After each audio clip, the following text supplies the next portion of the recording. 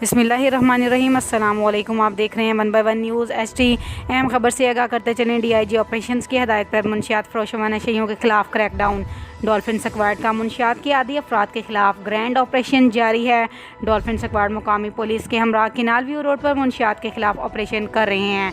Operation canal road से ठोकरों मुलहका शाहराहों पर किया जा रहा है। DSP dolphin model town operation की खुद निगरानी कर रहे हैं। किनाल रोड व दीगर मुलहका इलाकों से दर्जनों एडक्ट नशे ज़ेर हिरासत। मुनशियात की आदी अफराद व नशेइयों के मखसूस ठिकानों पर क्रैकडाउन किया जाएगा। SP डॉल्फिन का कहना है ड्रग एडिक्शन बीमारी की सूरत इख्तियार कर लेती है। माहिरीन के ज़रिए इस लानत से छुटकारा हासिल किया जा सकता है। मज़ीद SP डॉल्फिन का कहना है नौजवान नस्ल को नशे की हालत से बचाने के हवाले से इक़दाम किए जा रहे हैं। मज़ीद ख़बरों के लिए देखते रहिएगा हमारा चैनल 1 बाय 1 न्यूज़ HD। ताज़ा तरीन अपलोड्स की नोटिफिकेशन हासिल करने के लिए हमारे चैनल को सब्सक्राइब करें और साथ में दिए गए घंटी के निशान को दबाना ना भूलें।